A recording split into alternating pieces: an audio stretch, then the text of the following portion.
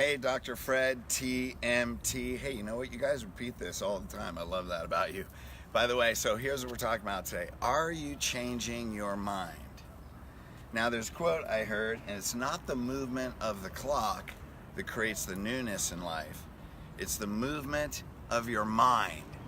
The movement of your mind creates a newness. Now, we're a soul on a human journey here to fulfill a soul purpose, which means if we're here and you're still alive, how do you know that you're not done yet? Breathe in a mirror. If it's fog on it, you haven't finished yet. That means we have to create something that hasn't been created before. And if we're going to do that, then what happens is we tend to do the same things. Now, one of our human needs, our higher human needs, is growth. So we always want to grow. We always want to progress. We always want to evolve and understand ourselves, become conscious of ourselves, raise our awareness. Now, the primary need, which is in total contradiction, is certainty.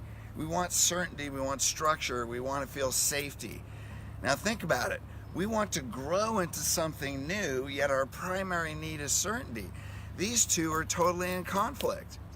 And so what we do is a familiar past now becomes a predictable future. Why? Because we get in this routine and we tend to do the same things every day, yet we try to grow into something new and fulfill our purpose. So I remember I was in a relationship once and there was a little bit of a challenge. I mean, it wasn't a huge deal breaker or anything, but it's like, look, this thing's bugging the crap out of me. And she said, but this is what I've always done. And I thought, oh my God, what a trip.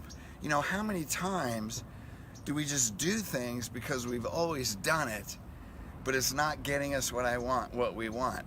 And then we feel the frustration, and then we complain about the frustration, and then over time, we keep doing the same thing. Next thing you know, I don't reach my goals. Next thing you know, we give up on stuff, right? Or we keep pushing like we're pushing the boulder uphill, and then it just seems to break us down. Now, Tony Robbins said, if you want to change your life, change your story, change your life. Change your story, change your life.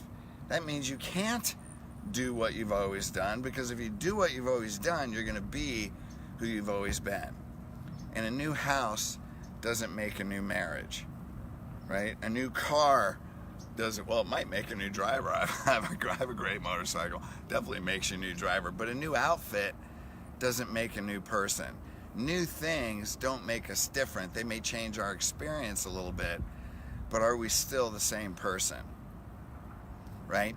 We can't look outside of us and expect to make changes inside of us.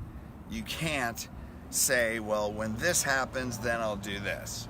What's that mean? Well, when I'm successful, then I'll feel success. When I have money in my account, then I'll feel abundant. When I have health, then I'll experience healing. It doesn't work that way. You can't look for something outside of you to change the way you feel inside of you.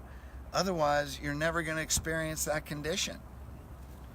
So we get stuck in this trap of doing what we've always done, and then we feel the frustration. So the question is, how do you create a new story? Well, I was watching this video the other day. Joe Dispenza's a totally cool guy, because he's a chiropractor, of course. But he studies how the brain works, how human behavior works, and he studies consciousness. And he says, your body is your subconscious mind. What? Okay, your body is your subconscious mind. What's that mean? Your mind associates conditions with emotions. So your mind understands the conditions, that's cognitive, and your body feels the emotion, right? But the emotion and the feeling is what drives you. Tony Robbins says 80% of success is physiology, 20% is facts. Physiology and psychology. Your body affecting your mind, 20% is facts. So your physiology rules. This rules. Why? Because we believe what we feel. We believe what we feel. So when we want to meet that need for certainty, we want to feel safe. What's that mean? When I do this, we feel safe. So it's not what you do that matters.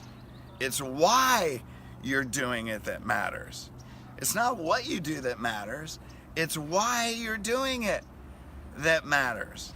And so if our physiology rules, and that's our subconscious mind, here's the greatest, easiest, hardest, most difficult thing in the world. What's that mean? to take charge of your physiology and use it with intention. Okay? So that means we have to make new choices even when it doesn't feel right. So check this out. Okay, I went all the way along. Let's see. Let's go back here. Okay, so here's something. Get this. You're going to think I'm crazy, but here we go. The dumber you are, the more successful you'll be. What? What is he saying now? Tuesday morning transfer. That ain't a friggin' transformation. Okay, the dumber you are, the more successful you'll be. Why? Because if our physiology rules, what if? Did you ever ask that question? What if? What if we took this emotional, spiritual shower?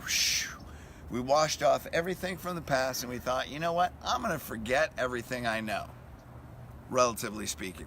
I'm going to forget everything. I'm going to forget the past experiences. I'm going to come into present time and I'm going to create new experiences right now. So the dumber you are, the more successful you'll be. Why? Because the smarter you are, what are you going to do? You're going to do the same things.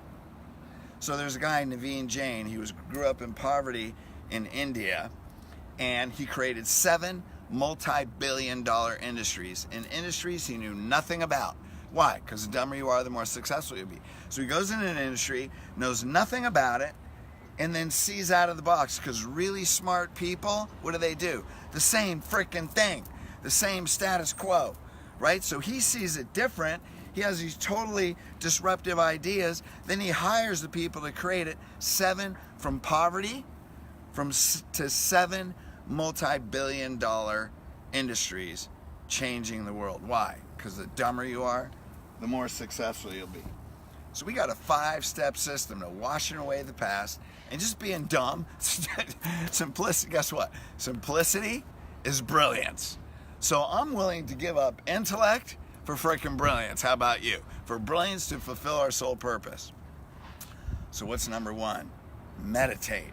Psalm 1, meditate day and night. Keep your roots planted by the river. What's that mean? Hey, you're drawing from universal intelligence. I'm letting God tell me how to do this, right? So you bear your fruit in its season, your leaf shall not wither, and whatsoever you do will prosper. That sounds good to me. So number 1, meditate. See your vision. You got to see it. Close your eyes if you need to. And then feel the emotion in your body. Where do you want to be next year? Right? What's your vision 5 years from now, 10 years from now?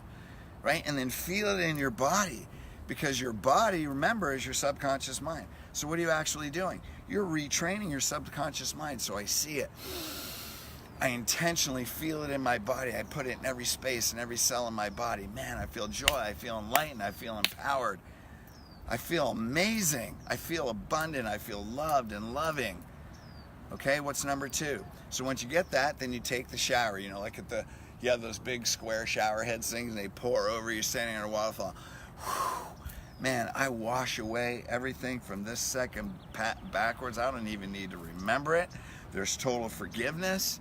Everything is done. Man, then what's step 3? I get into the space of presence where everything is possible, because I know nothing behind me. That means everything is possible right now, and I see my vision. Now, what's step 4? So 1, meditate. 2, take shower, spiritual shower. 3, what was 3 again? Oh yeah, get excited about what's possible. What's number 4? Then condition it into your body. Do it over and over. Remember, meditate day and night, over and over, all day long, like you see through the eyes of God.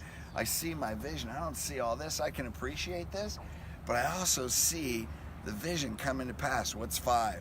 Gratitude. So I meditate. You take a shower. You get into the space of what's possible. You wash away the past. Then you condition it into your body. Step 5, thank you that this is done. Thank you that I feel this in your body. Wire it into you, and you're actually rewiring your subconscious mind. How cool is that? Now, your subconscious mind controls 95 to 99% of your life. So how important is that? And if your body is and rules your subconscious mind, man, let's take charge of that. So here's a quote from Joe Dispenza. When your brain is no longer a record of your past, it becomes a map into your future.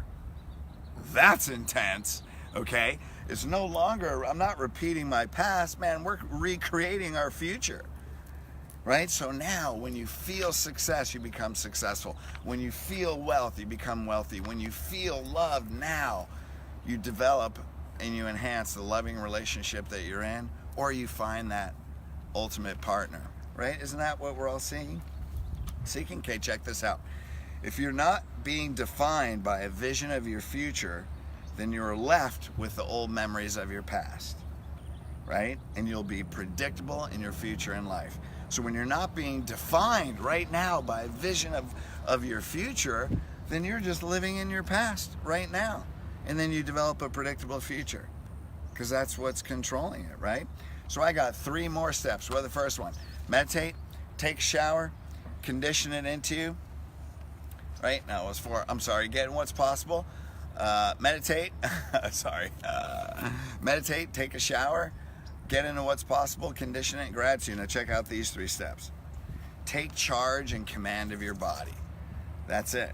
Take charge, command your physiology. Why?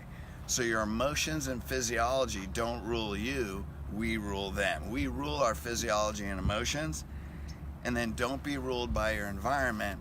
Let your environment rule you. So take charge of your body. Don't be guided and ruled by your emotions, pushed around.